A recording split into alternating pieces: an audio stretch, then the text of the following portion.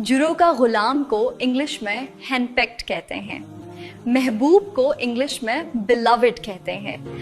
मंगेतर को इंग्लिश में फियांसे कहते हैं। देवांगी को इंग्लिश में इन्फैचुएशन कहते हैं।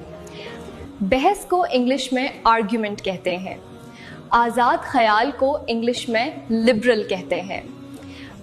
इख्तिलाफ को इंग्लिश में डिस्क्रेपेंसी कहते हैं। राजी करने को इंग्लिश में प्लकेट कहते हैं। पेचीदा को इंग्लिश में एनिग्मेटिक कहते हैं। फरमान को इंग्लिश में ऑर्डिनेंस कहते हैं। बनावते को इंग्लिश में फैब्रिकेटेड कहते हैं। होशियार को इंग्लिश में एड्रॉइट कहते हैं। लड़ाई के वक्त इंग्लिश बोलो और सबको हैरान कर दो। मेरे साथ बहस मत करो। Don't argue with me. छोड़ूंगी नहीं मैं तुम्हें। I will not spare you.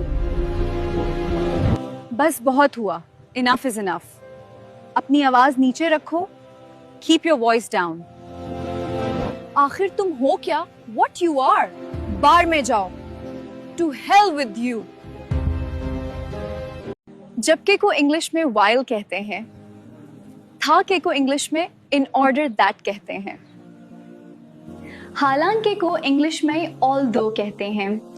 इसके अलावा को इंग्लिश में moreover कहते हैं। अगरचा को इंग्लिश में even though कहते हैं। कभी कभी को इंग्लिश में sometimes कहते हैं।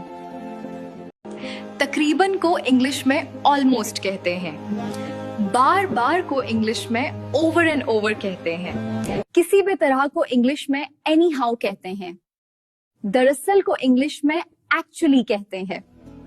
साथ साथ को इंग्लिश में साइड बाय साइड कहते हैं। जैसे तैसे को इंग्लिश में सम हाउ कहते हैं। यूही को इंग्लिश में कैजुअली कहते हैं। तोरहा को इंग्लिश में बिट बाय बिट कहते हैं।